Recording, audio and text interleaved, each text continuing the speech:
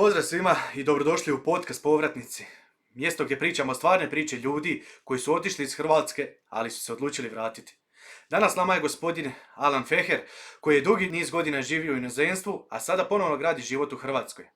Razgovarat ćemo o tome što ga je tamo dočekalo, što ga je vratilo i kako izgleda život nakon povratka. Alane, dobrodošao u podcast. Hvala što ste me pozvali. Hvala vama na odazivu. Možete li se ukratko predstaviti tko ste, gdje ste živjeli u inozemstvu i koliko dugo?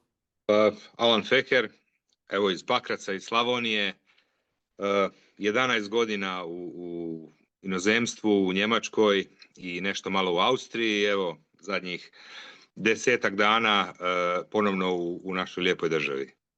Prekrasno, prekrasno. Možeš li mi reći nešto možemo na ti, jel? Naravno. Možeš li mi nešto reći o našoj grupi i našem projektu, o inicijativi da se ljudi vrate u Hrvatsku i da li ste pronašli neke informacije u grupi koje bi vama odgovarale i bile potrebne? Pa, iskreno, evo već unazad zadnje 2-3 godine ja i supruga razmišljamo o povratku, međutim, na uštrb svega toga, znaš, jako malo informacija koje možeš naći, koji je proces povratka. Sad jednostavno je otkazati sve i vratiti se kući, ali šta sa, da kažem bez veze, i režijama gore, šta moraš ovdje prijaviti, gore odjaviti, pa evo sama grupa, jedan prijatelj me je ubacio, da kažem igram slučaja, u grupu i jako puno je pomogla, jer jako puno ljudi je šeralo jako dobre informacije, čak od prenošenja automobila u Hrvatsku, koji je proces, planiram nekako, da kažem, samo zapošljavanje, pa jako dosta ljudi je šeralo informacije koje su pomogle, znači naći prave kontakte i odlučiti se u biti za taj dio povratka čak. Dosta je pomoglo, mogu reći. Da. Super, odlično. Jako nam je drago što naša grupa može pomoći u tom svemu. I evo da krenemo s nekim pitanjima. Što te to u početku motiviralo da odeš iz Hrvatske? Pa, općenito stanje u državi, da tako kažemo, prije nekih 10-11 godina bilo je, da kažemo, dosta posla, ali jako male cijene, nisi mogao daš dobro zaraditi, a i tržište rada je bilo dosta hektično što se tiče poslodavaca. Je iskreno da kad bi zbrojio koliko su mi sve ti neki poslodavci ostali dužni, vjerujem da bi mogu jednu kuću još kupiti ovdje kod mene. Da, jedan od glavnih razloga, znaš, i to, i djeca su nam bila mala i kretali srednje škole i živjeli smo tada u Zagrebu i bez obzira što smo imali vlastiti stan i sve svaki mjesec sve više u minus i jednostavno smo se morali odlučiti na taj korak da odemo van. Evo, ja sam prvi ošao, supruga slijedila za par mjeseci i jednostavno, evo, financije, najjednostavnije rečeno, poboljšanje života. Da, to je jasno, jasno, svima nam je tako bilo, zato smo otišli trbuhom za kruhom, jel? Baš tako, da. Gdje si radio i kako ti je izgledao život tamo? Pa u početku je to bilo malo isto hektično. Evo, ja sam otišao preko Plavog oglasnika gore, za jednog našeg čovjeka radit. Sve je to bilo navrat nanos, došao u Njemačku sa putovnicom i 7 eura u džepu, doslovno. I imamo istu životnu tu liniju. Da. Znaš šta, prvi taj posao, otišao sam trbuhom za kruhom, znaš, navrat nanos, ne znaš ni gdje ideš, niti znaš jezik, niti išta, ali idem kod našeg čovjeka, rekao, pa bit će možda lakše. Evo, mogu reći da se nije bilo ugodno iskustvo. Evo, ja sam 2,5 mjeseca radio za tog čovjeka dok nismo sredili papire i kao prvo malo plaća, pa ti stalno nešto odbija. Međutim, eto, ja i supruga, nakon što smo nakon neke otprilike 2,5 mjeseca sredili papire, jer su tada Hrvati još trebali radne dozvole. Kad smo dobili trajne radne dozvole, ja sam našao jednu njemačku firmu, građevinsku, i prešao tamo i od tad ide na bolje. Znači, onda koji su ti bili najveći izazovi kad si tek stigao tamo? Znači, jezik, kako je to išlo s tim? Prvenstveno jezik, znaš, jer sad sami prelazak u njemačku firmu nakon tih nekih 2,5-3 mjeseca nije bio bezbolan. Znaš, dođeš, sva sreća, eto, poslodavac za kojeg sam radio, baš jedna stara njemačka firma, znali su engleski, izašli su mi u susret kod samog dogovora, znači o poslu i sve na engleskom. Hvala Bogu, eto, ja ga odlično pričam. I opet, u toj firmi je bilo i naših ljudi, kompletno sa Balkana, Hrvata, Mhm. Srba, Bosanaca. Ja sam inzistirao na tome da radim samo sa Njemcima, čisto zbog jezika, znači da bi što prije Jasno, naučio. jasno, jasno. Ali eto, taj početak je bio, što kažu, znaš, njemački nije teško naučiti, samo treba puno Da. hodati. Da, jasno, jasno, jasno, slažem se s tim u potpunosti. Kako su te prihvatili lokalni ljudi i kolege na poslu? Kako je to sve izgledalo u tom? Pa gle, taj početak sami dođeš, znaš, ne znaš nikoga, ono, kao pale sam na svijetu. Eto, ja i A, supruga sami imamo jedno drugo i ono, radni kolege su radni kolege, oni imaju svoje živote. Na poslu je to ok, razgovaraš ti sa ljudima, daju ti neke informacije, znači ljudi koji su tamo bili. Mi smo imali par situacija gdje su naši ljudi koji su tamo već preko 20-30 godina, još od prije rata, da kažemo starosjedioci, mhm. čak i odmogli nam u nekim situacijama, što nije Aha, baš bilo lijepo od njih. Ali da, opet, da, eto, da, da.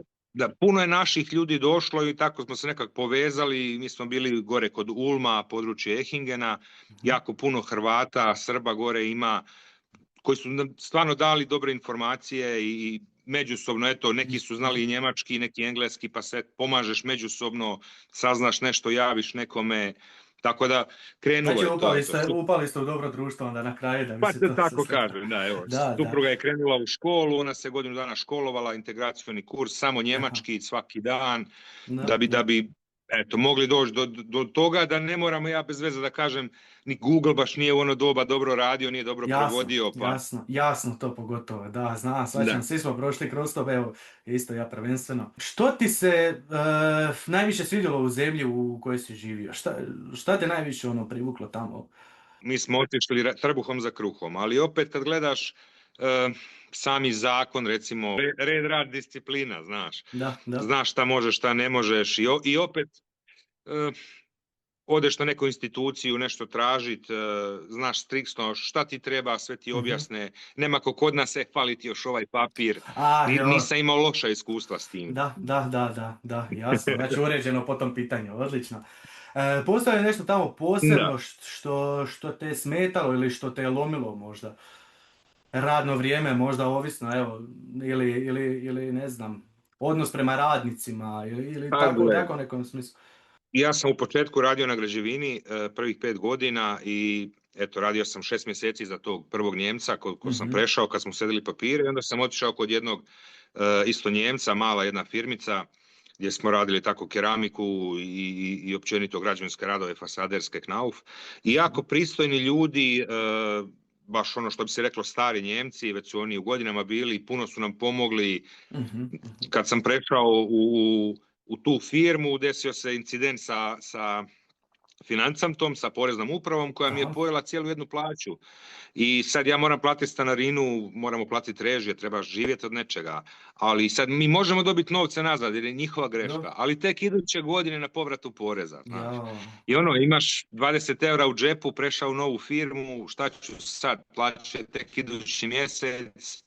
I tu su se ti Njemci stvarno pokazali dobri, dao mi je cijelu jednu plaću unaprijed, odbijao mi možda nekih 50 eura mjesečno dok se to nije vratilo, pomogli Mhm, u selidbi čak sa kamionima svojim.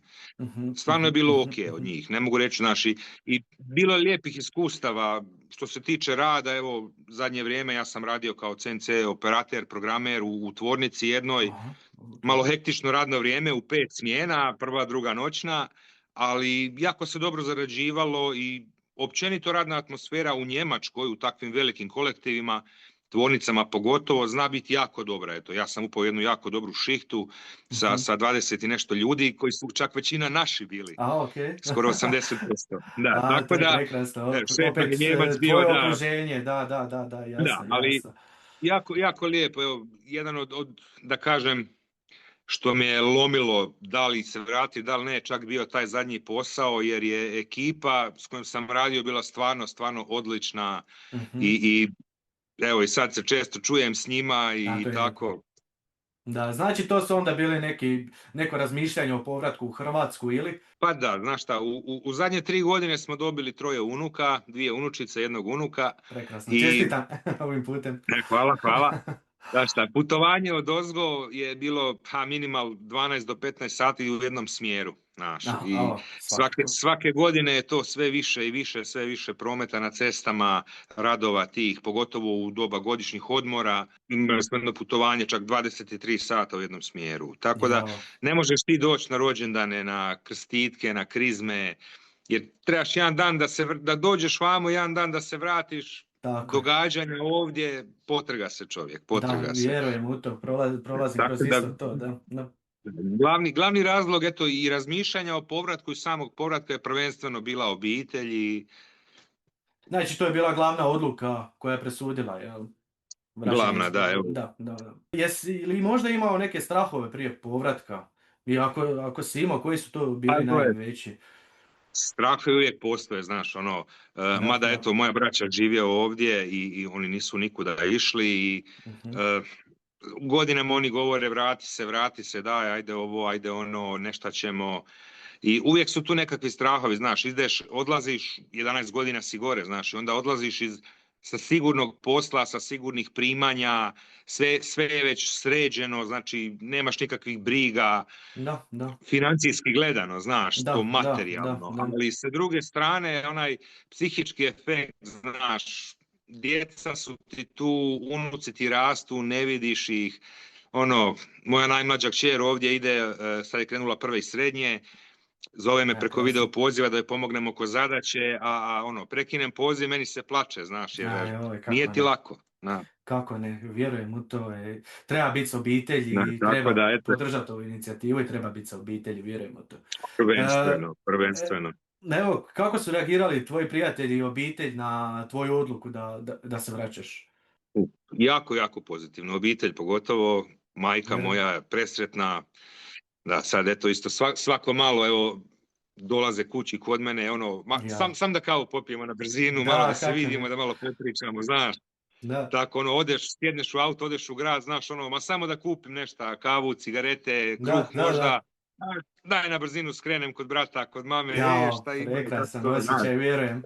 Evo, zavidim, to ja je, kažem, evo, ne mogu dočekati još ovih mjesec dana i tako da, da. uskoro, Evo, uskoro. i kakav je taj osjećaj ponovo živjeti u Hrvatskoj nakon toliko godina vani? Da li se osjećaš možda kao stranac, isto opet u svojoj zemlji, ili ti je potrebna integracija među društvo, kako se Pa znaš šta, osjećaš? gledaj, ja živim u malom gradiću, jednom u Pakracu i gdje su ljudi jako ljubazni, znaš, i kažem, moja generacija, dosta ih je još ovdje i evo, hodam, danas sam baš malo išao prošetati grad, popit kavu u popodnevnim satima, eto, čisto da vidim koga ima u gradu, znaš, i Jasno, koga da. god sretneš, svi su nasmiješeni, o, super, nek si se vratio, joj, hajmo popit kavu, hajmo malo popričat, stvarno Prekrasno. ono, ugodno, znaš, ima nekih svojih, ne znam, bio sam, eto, policija ponovno prijava prebivališta, to je Aha. trajalo 3 minute, ono, Da, svaka im čast, birokracija, papiri. stvarno, Aha.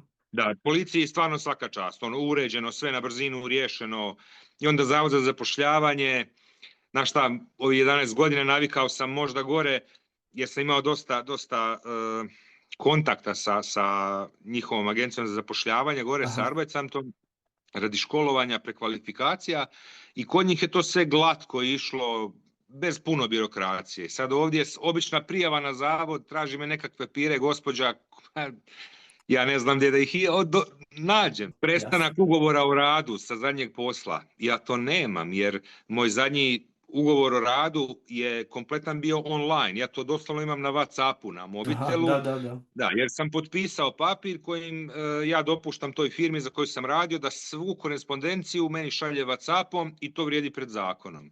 Ja imam Molim. otkaz ugovora o radu u pisanom obliku u WhatsApp poruci. Ovdje kod nas gospođa kaže ja ne znam što da ja radim s tim. Sad ono moraš zvati gore pa gledajte da li bi mi mogli poslati nešto u pisanom obliku pa eto uspije se nešto srediti, nije neki problem stvarno, ali taj neki dio birokracije kod nas je još uvijek puno dalje iza tih Njemačke, Austrije i tih zemalja. Ali opet na kraju evo sve se riješi uz malo strpljenja. Znači onda lako si se ponovo prilagodio na hrvatskom mentalitetu i načinu života, jel? Pa znaš kako da ti kažem, osjećam se kao da nisam nikad ni otišao, evo. Aha, prekrasno. To je Zadnjih lijepo. ovih par Da. dana, pogotovo sa obitelji, kad dođe kćer moja, zet sa unukama, to je kao da nismo ni otišli. Eto, unuke su se sad već, kako smo tu, mi smo sa 1.8. preselili prvo u Austriju, evo mislili smo bit će nam bliže kući pa ćemo Mhm, češće biti, mhm. međutim evo, odlučili smo se za korak, Da, kompletno se vratiti u Hrvatsku. što si bliže kući, to Da, onda, ajmo sad i u gotovo je biti je vrijeme. ispalo ono, u biti je Da, da, ispalo da. ono, znaš, tako blizu, tako daleko, To, znaš. upravo to, vjerujem. Da, Sa, pa onda hajmo da, do kraja i da. Kako ti izgleda tržište rada ovdje? Jesi brzo našao posao ili planiraš nešto svoje otvoriti? pa evo, pokrenuli smo postupak otvaranja firme, planiram Prekrasno. raditi keramiku i tako te neke građevinske radove, soboslikarija, možda fasade čak, jer i za to sam osposobljen i mogu otvoriti to kao firmu. Mhm, mhm. A vidjet ćemo sad što se tiče rada, evo, zadnjih 5-6 dana telefon ne prestaje zvoniti, ovdje kod nas kronično fali majstora u svim strukama. Imam jako dobro iskustvo, evo, kažem, ne mogu se požaliti. Danas, evo, Da, baš jedan razgovor sa jednim gospodinom, jedna velika firma koja je, nakon što je vidjela, da kažem tako, moj post na Facebooku, da. kontaktirala me i traži suradnika za veće radove, za znači, duži vremenski Mhm, period. mhm. Da, uz stvarno Prekrasno. dobre cijene, da, ne mogu reći sad. Gle, Hrvatska je to, znaš, uvijek postoji onaj mali strah od prije kad sam otišao, znaš, šta ako ne bude u ljudi plaćali ovo ono, sad Ipak ta doza ima malo... ona doza, znaš, Da, da, da, sad da, da, kažem, da. vidjet ćemo kako će to biti, ali eto, općenito sam jako optimističan čovjek, pa vjerujem da neće biti problema, stvarno, a Vjerujem. Imaš li osjećaj da si izgubio ili možda stekao više povratkom? Znači što si se vratio. Da li misliš da si izgubio nešto ili da si nešto više stekao s tim? Ali sudeći prema cijelom ovom razgovoru mislim da, pa, da je znaš jasan kako, odgovor. kako da kažem, Josipe, Da, evo, od kad smo otišli iz te Njemačke, osim što sam se sjetio radnih kolega s kojima sam radio, eto, čuo se s njima, ni malo ne želim, ni malo. da, vjerujem, Ni ja ni vjerujem ti. supruga. Vjerujem ti, Alan, vjerujem ti. Supruga moja čak još i više. Evo, ona još mjesec dana radi u Austriji dok joj ugovor ne izađe i onda Mhm, dolazi i ona za stalno. Ali prekrasno. ona je, da kažem, sa umom, sa mozgom već ovdje, gotovo, to je riješeno. Da, mogu misliti. Evo nešto o savjetima što bi mogli reći. Što bi savjetovao nekome tko sada razmišlja o povratku u Hrvatsku? Koji bi bio možda neki Pa tvoj savjet? vidi, sami povratak, nema tu puno razmišljanja, znači, bar evo, gledano s moje strane, nimalo ne žalim za tim, ni ja ni supruga, Mhm. što smo se odlučili na taj korak. Lijepo nam je. Sad, moj jedini savjet je, eto, prije nego što krenete, odjavite sve na vrijeme. Da, to moramo Ne, ne, poručiti našim ja gledalcima, sam zaboravio zasigurno. jednu stvar, pa me to koštalo 200 eura, zaboravio sam telefone odjaviti. Jao, Mislio sam da jesam, ali nisam, eto, ali eto, i to se jao. riješilo, nije problem, da. Evo, hvala Eto, Bogu da je sve ostalo u redu. sve, puno informacija, znači, koje mogu ljudima zatrebat, od otvaranja firmi, od samog, znači, ih odlaska iz Njemačke do čak pronalaska prevoznika koji vam mogu Mhm. pomoći pri prevozu i stvari i namještaja i svega, da se naći na Facebooku, u grupi pogotovo, evo, Hvala vam. slobodno me ljudi mogu kontaktirati. Eto, u ovih zadnjih pol godine kako planiramo taj prelaz i sami prelazak nazad u državu, upoznali smo dosta dobrih ljudi, jedan prevoznik mi je prevezao sve u jednoj turi, čovjek je ispao stvarno perfektan, Super, solidan super. i ono, u minutu točan, stvarno, Drago mi svaka je mu što vam je čast. sve išlo po planu, jako mi je drago zbog toga. Da, imaš li neki konkretan savjet kako se pripremiti povratnici, kako da se pripreme financijski, psihički, profesionalno možda? Da li trebaju doći sa nekom velikom ušteđevinom? Gle, ja vjerujem da to ovisi sad o tome šta čovjek planira. Evo, ja i supruga u ovih 11 godina, ne mogu reći da smo nešto puno ušparali, ali eto, u tom nekom vremenu, u zadnjih možda 5-6 godina, i ovdje smo i kuću kupili, malo sredili, auto ćemo prebaciti naš koji smo gore kupili, nije nov, ali je solidan, Ja ga volim. Izgleda 300.000 na satu, ali ide kao zvijer. Koliko god novca zaradili gore. Ako niste sretni gore, ništa vam ti novci pomoć nećete ih odnijeti u grob. A obitelj i vaša vlastita kuća, vaš vlastiti krevet u tvojoj vlastitoj državi gdje te svi razumiju, znači jako, jako puno. Ja, Alane, ove riječi su predivne. Predivne. Šta bi volio da se u Hrvatskoj promijeni kako bi povratnicima bilo lakše? Da li možda postoji nešto da se treba promijeniti ili neka lakša integracija u društvo? Vidi, ja sam čovjek malo onako, da kažem, starijeg kova, ja sam neka starija generacija, evo već prešao 45-u, pa ne znam, ja sam, kažem, iz Slavonije, iz malog grada, kod nas nema tu puno nekakvih netrpeljivosti i takvih nekih stvari kao možda Zagreb i to. Mada općenito gledano naša država, malo mi smeta recimo ovaj uvoz stranih radnika, Nepalaca i to, znaš. A ima naših ljudi, naših ljudi koji su nabjerovali. Da. Jer imamo jako puno sposobnih ljudi, kvalitetnih radnika, majstora, pametnih ljudi. Eto, nedavno sam pročitao negdje da više Hrvata ima u stranim državama nego u samoj Hrvatskoj. Istina, 5 milijuna je vani, a 3,8 u Hrvatskoj. Tako da, ajde sad zamisli da se svi ti ljudi, nek se pola njih vrati, koliko mi radnu snagu imamo, sposobnu, kvalitetnu, kvalificiranu. Volio bi da se taj dio da se počne malo mijenjati, da vlada više ulaže u te naše povratnike i da zovu ljude nazad, da im pomognu i više nego što treba. Mislim, cijela država ima i jako puno potencijala, samo eto, ta naša korupcija i to, da se to smanji malo, da institucije rade svoj posao. Jasno, slažem se sa svime. Mi isto, eto, zato smo i započeli ovaj projekt. Nas, eto, 5 koji smo sad u ovom svemu, znači da bi više mogli pomoći povratnicima i da se možda zauzmemo, ne možda, nego da se zasigurno zauzmemo za prava povratnika, da mogu se lakše integrirati u društvo, da mogu lakše pronaći posao, birokracija, administracija, sve moguće i nemoguće da možemo pomoći. Kad bi vratio vrijeme, bi li opet otišao van ili bi ostao u Hrvatskoj? U ono doba, znaš šta, možda i ne bi, znaš, ali u ono doba, u onim godinama, kao i svi smo otišli u Njemačku, to sve sa njemačkim prihodima, znači uspjelo očistiti sve svijest na nulu, da nismo u blokadama, da možemo kupiti kuću, da nam niko ne sjedne na nju, tako da taj dio ne žalim zbog toga, ali možda sa ovim znanjem sad možda i ne bi otišli, možda. Ali ne mogu se sigurnošću reći. Evo, imaš li poruku za sve koji se trenutno dvoume između ostanka vani i povratka doma? Da li imaš neku poruku koju bi htio poručiti možda ljudima? Moja poruka, vratite se, doslovno. Svako ima neku svoju situaciju, nekakve svoje razloge, znaš, ali gledano, eto, od srca želim svima svako dobro i ako ja mogu neko kome pomoći savjetom ili nešto, slobodno nek me kontaktira.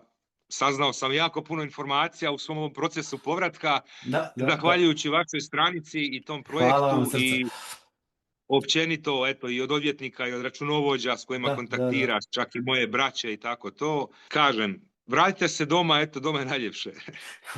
Hvala ti, Alane, i hvala ti na vremenu i hvala ti u ime cijele grupe povratnika i od nas iz administracije do samih članova. Hvala ti na vremenu i hvala ti na svemu. Nema na čemu. Hvala što ste bili s nama u ovoj epizodi. Ako vam se svidjela priča mog današnjeg gosta, lajkajte video, pretplatite se na kanal i podijelite ga s netkim ko razmišlja o povratku u Hrvatsku. Vidimo se u sljedećoj epizodi s novom pričom i novim povratnikom.